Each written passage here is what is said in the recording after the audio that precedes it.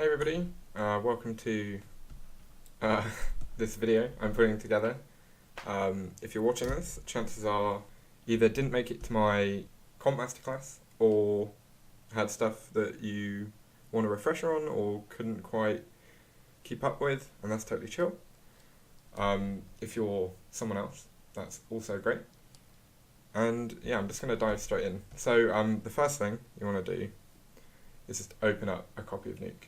And that's as simple as, like, I'm working from home, so it's slightly different, but if you're in the labs or if you're in the FMM or the LRC, you just, type Nuke X in, because that's the full version of Nuke with all the extra stuff. And I didn't do this in the masterclass because it's a new package and it's all pretty scary, but I am going to go into it now. So yeah, when you first open Nuke, it's going to look like this. And there's a few things I like to change. Okay, so when you open Nuke, it's going to look like this, which is fine, and you can work like this, no problem, and you can have all your stuff here.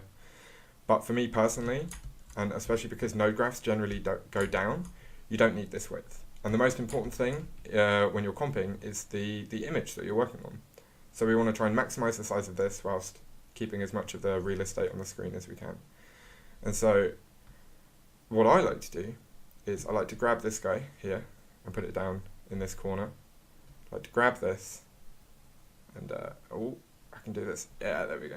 Pull this down, and then this is your properties bin, and every time you click on something, it opens up a new one of these, and they get pretty sort of stacked on top of each other pretty fast.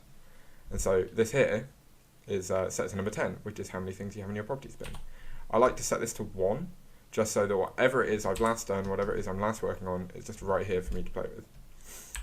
And then something else I like to do is full screen, and if you hit Alt-S on the keyboard, so Alt and S together, it will completely full screen. And then, there's no distractions, you're just working on what you're working on. Cool, and so now that you've set up your workspace, let's get into it. So in Nuke, when you want to have an image to work with, you create something called a read node. So when you create a read node, you just navigate through your system until you find the image you want. For example, if I wanted to read this JPEG, I'd click on that. Or if I wanted to go through, my storage and pick out a file or an image sequence, that's how I do it. And so for now, we're just going to use the images that are already in the template, and the paths should be set up for you up here. And so if I were to copy this now, and I just create a new read node, or just hit R on the keyboard, I paste that path, I can just click on this, and now I have my read node. But you're noticing we're not seeing anything here. And so the reason we're not seeing anything is because in Nuke, in order to see something, it has to be connected to your viewer. So your viewer, which is this guy, is just a little node that you can plug into in order to see stuff. And there you go. And this here, middle click to pan, Alt middle click to zoom in, and or you can use a scroll wheel, or if you hit H, it will fit the image to your window completely, or F just centers whatever you're working on. I like to hit H. So now that we've got our image and we can see it, we can start comping. Nuke is basically Photoshop for video, except it works in a way called procedurally. And what that means is every change that we're going to make to something, we'd be able to go right back up to the first thing we did and change it, and it will trickle down all the way to the bottom, fully updating every time. And so if you were to do something similar to that in Photoshop, you get locked down quite quickly by, you make one change, and then once you make a change over the top of it, you have to hit undo and go all the way back to make those changes. And yeah, you've got adjustment layers, but it's nowhere near as, it's called non-destructive as it is in Nuke.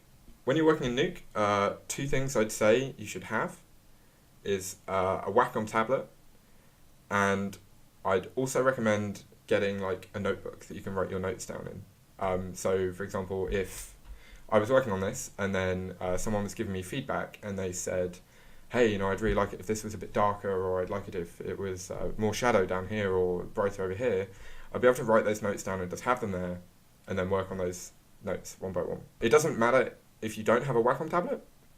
Like when I did the masterclass, we were using mouse and keyboard, and that's totally fine. But in the long term, definitely try and get used to working with a Wacom tablet, because you wouldn't go into Photoshop and use a mouse. And considering Nuke is basically Photoshop for video, same thing applies. You know, you're just gonna, you know, if you're zooming in and working on stuff, you're gonna have so much more precision using a Wacom tablet than you would using a mouse. Okay, so we've got our first image here, and if you hit 1 on the keyboard, you can connect your viewer to these things. And if I hit 2 or 3, I can then cycle between all of them. So I have this image here, right? It's called a beauty render. And what a beauty render is it just comes out of Arnold and it's your standard render. It's just the image as it looks. But because Arnold is absolutely fantastic, it's got loads of extra things we can render at the same time. And so what I've rendered here are called light groups. What light groups are is something you set up before you render that will mean that the contribution to the scene of each set of lights that you've set up is rendered out separately as well to be combined later. And so if you look at this, I've got my center light here, which is just the light coming from the central column. I've got the tube lights, which is just the lights coming from the tubes. I have the floor lights, which is the light coming from below, and I have the ceiling light, which is the light coming from above. And so to combine things in Nuke, because these are all separate, to combine them, generally you're going to be using something called a merge node. So if you hit tab to create a new node and type in merge, you get this. And what a merge node lets you do is pretty simple. It lets you merge things. So you can either connect it in manually, and once you've got your 2 done, you get another one and then another one. Or, and I like to do this because it's a bit flashy and a bit cooler, you can select all of them, hit tab on the keyboard, type in merge, and they'll be automatically connected like this. And what you're going to want to do is, right now it's set to over. And over is the default merge option in your node, and it's probably the one you're going to use the most. But what we're doing is we're adding lights together, kind of like shining 2 different torches on an object. So we don't want that torch light to go over the top of each other, we want them to add together. Because if we shone a blue light on a table and then shone a red light over the top, we'd want red and blue, not just the red.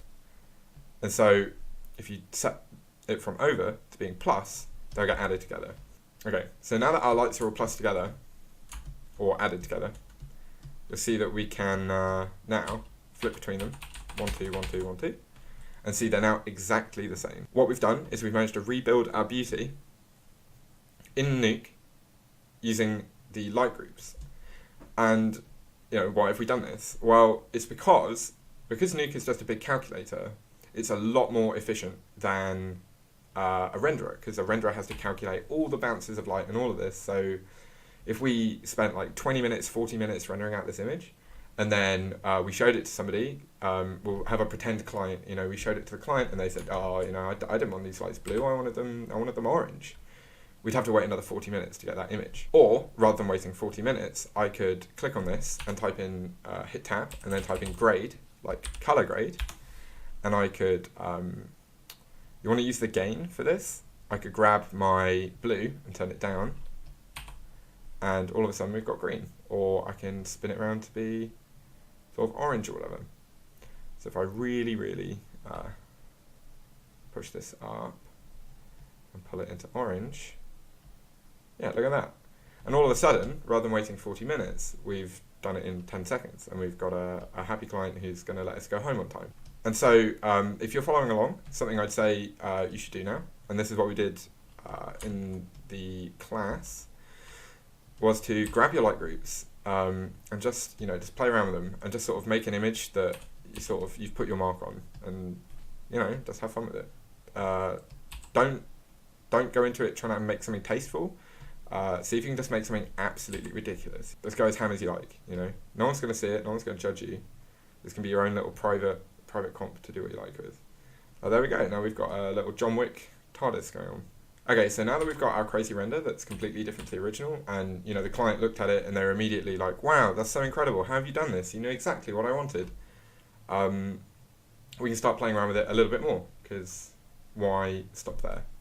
So the whole purpose of Nuke, compared to Photoshop, is that it's got a time slider. And so all of a sudden we're adding this extra dimension, which means the image that we've rendered out, which is just a single frame, we could turn into a video clip. So we've got 100 frames here at the bottom, and Nuke by default runs at 24 frames per second, which is the same as film, which works out as being just over 4 seconds. So think of this as 4 seconds to do whatever you like with. And so if we double click on these nodes, we can open them up and we can start making changes over time. So if we look at this and say, hey, you know, this pink light is kind of cool, but by the end of it, I want it to be a totally different color. What we can do is we can double click on this, and then you see here, this little curve, kind of looks like an animation curve, right? This is where you can start to set keys on values. So the two ways we can do it is you can either click on this little curve and do set key, or go to the value you want, right click on it and set key. So we're going to set the key on this. And then now that it's keyed, Nuke is going to automatically keyframe it. Kind of like clicking the little guy with the cog on the bottom right hand corner in Maya. It just does that automatically. So we're going to go over here, go to the end of the sequence and say, hey, you know, we started on pink. We want it to end, wow. Yeah, we want it to end lime green, like pastel green. Yeah, no, this is great. So yeah, over time now, if we move our time slider along the bottom, it's going to change. So we can click plus here, and look at that. We've now got an image that's changing over time. You know, we've taken a still render that we could submit for CGP, and we've made it dynamic. You know, we've made it a little bit more interesting.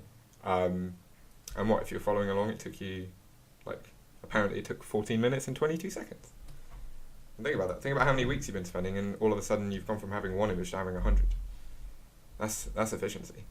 So yeah, just have a play around with these, and just start, you know, changing the gain on all of these as much as you like, and throwing them in all kinds of different directions, and just really going crazy with it. You know, don't think about art for a second. Think about going nuts. There we go. And there we got this massive little rainbow multicolored image going on. So we've got everything in our comp now. How do we get it out of our node graph and into somewhere usable? The way we do that is we've read something and now we're going to write something. So if you hit tab again, and we're going to create a write node. So you can either hit tab and write it, or just hit W on the keyboard, which is what I'm going to do. So we've got our write node, and it says here file. So file is where you tell Nuke what you want to write and where you want to write it to. What I'm going to do is I'm going to click on this, and I'm now going to write the file to where I want. And we're going to do it in the table scene, and we're going to make a new folder and just call it renders. So now that we're here, we have to name it. So let's call it table disco. If I can spell, there we go. Underscore v version 1. And then here's where it gets a little bit exciting. We're going to do dot, and then we're going to do 4 hashtags. And what those hashtags are going to be when we render is Nuke's going to look through the file path, find the hashtags, and replace them with the frame number. And so the first frame that we're going to render here is going to come out in our folder as v1.0001 for frame 1. And then it's going to go all the way through to 0100 for frame 100. And then the last thing we want to do after that is do dot exr. Exr. And what this is going to tell Nuke is we're going to want to write an EXR sequence instead of JPEGs. Why do we do EXRs? They're a really great file format. They don't compress your image, they read really fast, the file size is pretty manageable, and later on we're going to see that there's loads of other really useful stuff that they can do as well. And so if we just click enter now, Nuke's going to automatically go like, oh hey, cool, you know, you want an EXR, you've got an EXR, and then it's going to go through and have these settings. And because Nuke's super smart, the default settings are exactly what you want. So now I just click render, and by default it says 1 to 1. We want to set it to 1 to 100. And then just click go. And there you go, it's going to start writing it out. And so, whereas it takes you 40 minutes to write out a single frame from Arnold, we're going to get 100 in a few seconds. Okay, brilliant. Now that we've written out our sequence, to check if this worked, let's read it in. So hit R, like we did before, click on where your render is, and then click open. And there you go. There it is. There's your sequence. Okay, so now that we're done with the table, we can move on to the Tron bike. So what we did with the table is we added lots of things together. So we worked with our light groups additively. And this is fine, except what happens when we don't get given all the lights in the light group? What happens if we only get given some of them? Like for example, maybe we didn't get given this one. So now our image, when we add it together, doesn't match the beauty. And this is the client approved render. So now we need to figure out how we're going to take our beauty and these guys and still be able to change things. And that's where the opposite of additive comping is subtractive. And we're going to take our beauty render now, and instead of adding our light groups together here, so if I just type plus here, rather than adding them together, which doesn't create the same result anymore because these things didn't come out in the light groups, we're going to work subtractively. So say I've got my beauty, and once the render's done and we don't have time to render again, our pretend client says, oh, you know what, these this emission, I want them to be neon pink instead of white and orange. So this is our emission pass, right? What we want to do is we're going to create a merge node again, but instead of plussing together, we're going to be taking away from. So if you want to take away from something, you do from, and what that means is A is being taken away from B. It's as simple as that. And like with this, it's A is being plussed to B, or A1, A2, A3, and B are all being plussed together.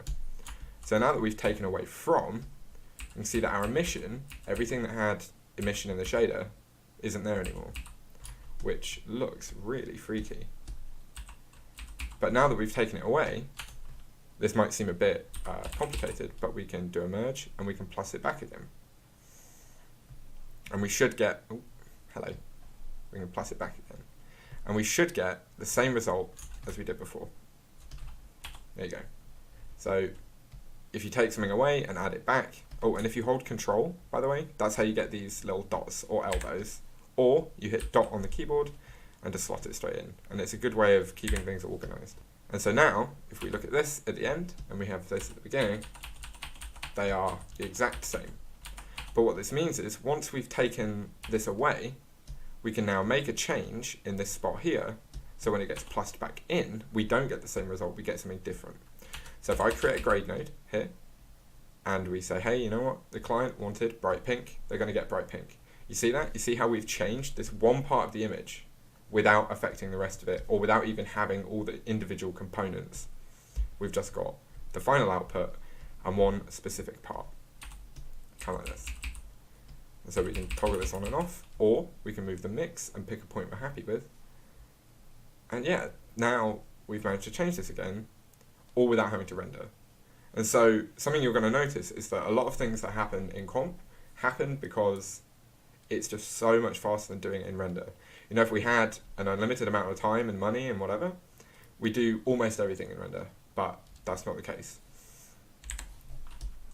Okay, so now have a try at taking these individual components, and if we do Control-C and Control-V, we can duplicate this little setup, and we can one by one take these guys, and we'll subtract them and add them back again. So here we go. This is a from, this is a plus.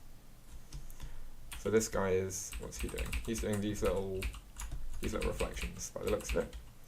So, if we were trying to be really funky with it, we could, we could just make them darker or brighter, or we could, make them some cool blue or cool yellow or cool whatever.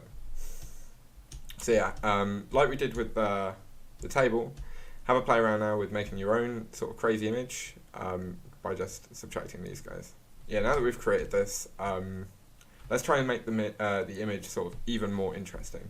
And something you should be thinking about when working on stuff like this is try and think about the context of the shot, or try and think about why the shot exists and what you want people to look at, or what you want people to feel, or what you want people to think.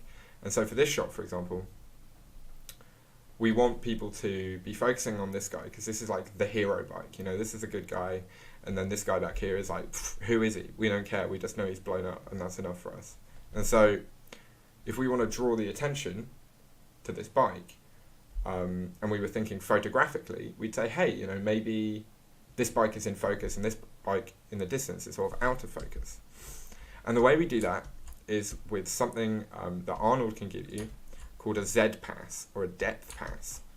And what that means is Z, in this instance, literally just means distance from the camera. So if we look at this image, it's just white. But you see how down here, these values are all changing as I go down the ramp of the bike? You can't see the ramp, but that's what we're doing. Those values are changing. And what this is, it's distance in, I think it's meters away from the camera. And so we can give Nuke that information in the background for it to make, for it to calculate things. So if I hit copy, hit tab, and then type copy, or hit K on the keyboard, I can create a copy node. And what a copy node does is it allows you to take information and copy it into your stream that you're working in. So what we're going to do on this one, if you notice, right, so if you hold Control, you can color pick something and it will stay there. So if you notice, all these three values are the same. And for us, that's fine. Because what it means is here, I'm going to say, hey, I want to copy the channel from A, just red, because it could be red, green, or blue. We'll do red. And I'll copy that into depth.z. So all this is doing is it's taking our red, green, blue image with the information and putting it in a secret background channel called Z. So here, these values are all incredibly high, and we can't see them as a human being, because 70 gets blown out on our screens because they're between 0 and 1. But we have this thing up here which lets us make the image darker. It lets us change the exposure. And you see here, see how it's kind of like got this fog as we go down, as we make the image darker? That's all it is. That's literally, if you want to think of your Z as kind of like a depth-based fog, that's not what it is, but that's kind of a better way of visualizing it, I suppose. And so, now that we have our depth here in the background in this image, oh yeah, if you click on this, it will just take you between normal and what you were last. See here, it's got this purple light on it, purple sort of rectangle on it. That means that there's now depth in it. So we've got red, green, blue, white, which is something called an alpha, which I'll discuss in a bit, and depth.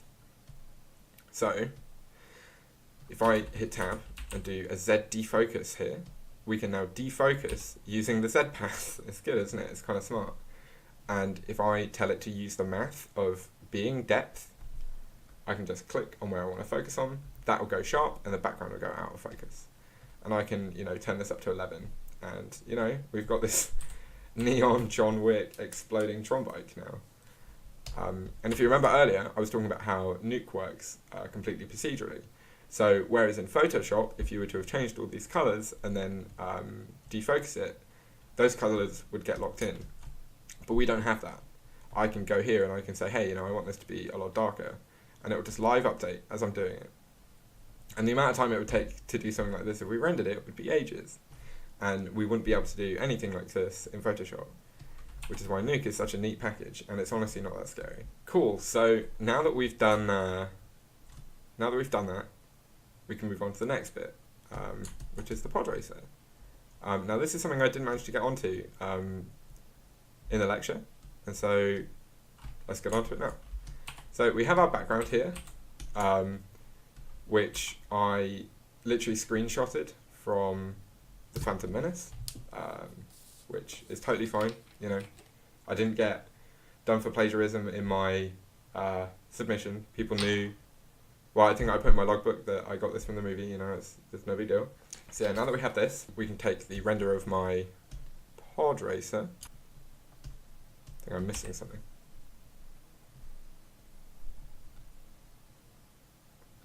Oh, here we go. So this is my pod racer render, and you'll see that it's a big floating, you know, pod racer or whatever on a black background. But it rendered out of Arnold with something called an alpha. So if you hit A on the keyboard, you'll see actually it's got an outline of where it should be, and it's got some sort of alpha of where the shadow should be. So alpha, just think of it as transparency. So if it's a 0, then you shouldn't be able to see it at all. And if it's on 1, then it's going to be completely opaque or completely solid. So now, if we create our merge node again, we plug the B into the background and A into the foreground, A over B, we get this, which is the pod racer in the scene. And so this is where, in my opinion, comp starts to get really exciting, where we're going from more than just living in a digital world of, CG perfect renders, and now we're in the imperfect world of cameras. So now that we've got this over the top, let's try and combine a series of things to make this image a little bit more interesting. So first things first, these pod racers in the background, which we're going to use as sort of reference for this to make everything match, these pod racers in the background have got lightning on them. So in the scene is some lightning. Ta-da!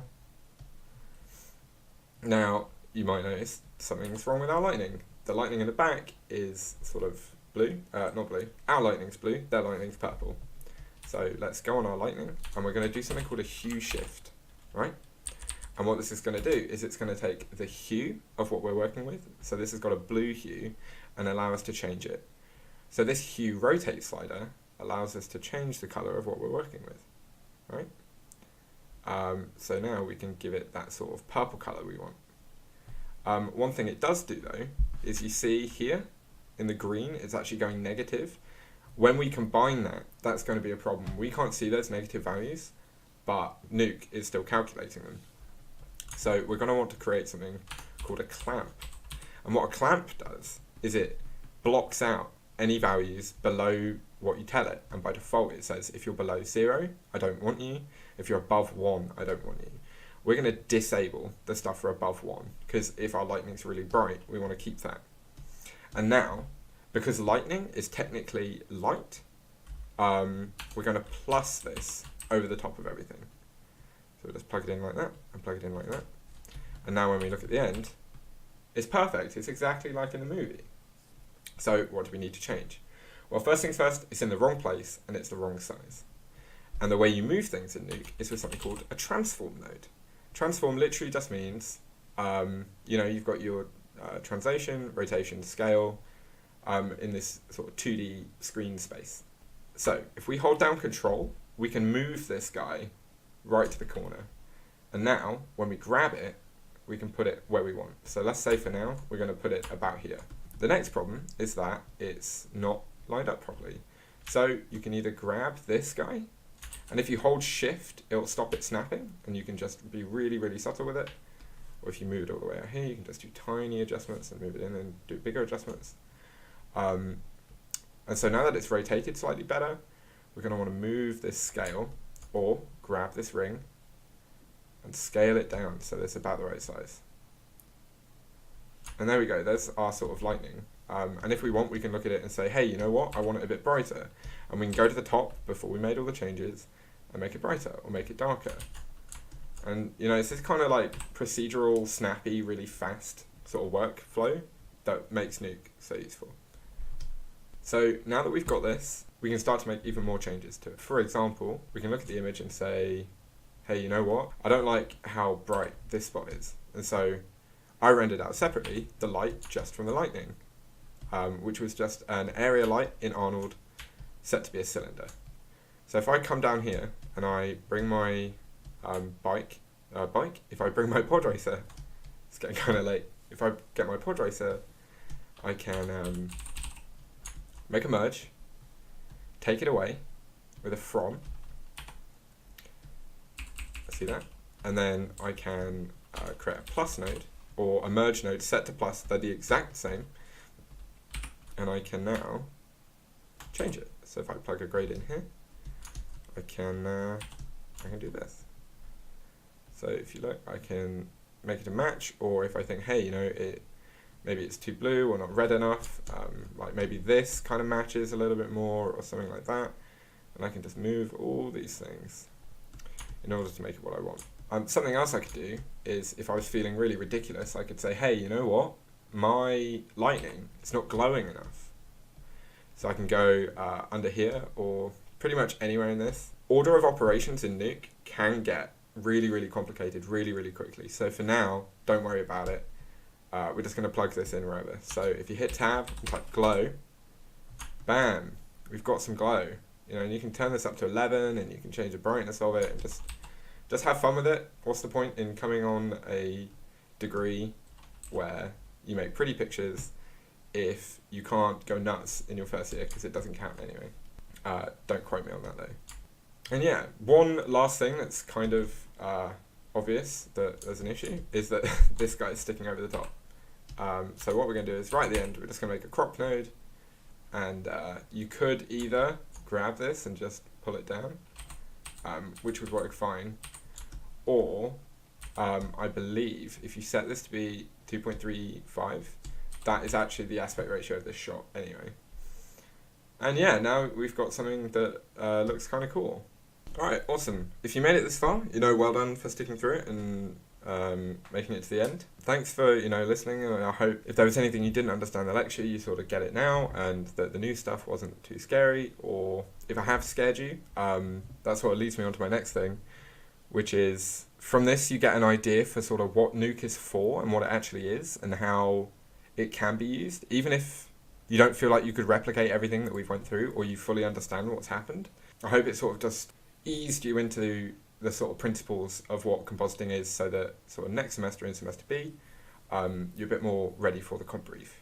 And I think that semester I'm actually going to be, I'm going to be the proctor for that as well, so I'm going to be there to give you guys a hand.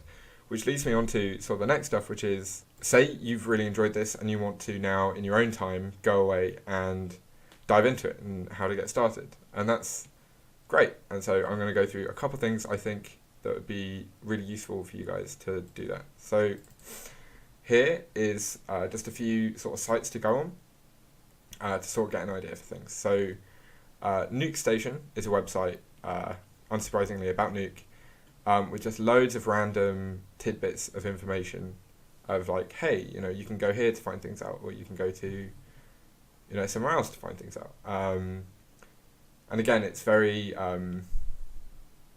there's just so much stuff here to go through. It's like if you watched every single one of these videos, you'd basically be writing the program. It's nuts. And you can see, there's a lot of content here. A channel I've personally found really useful is Hugo's Desk. This stuff's all really, really cool. You can see, I've watched a lot of these.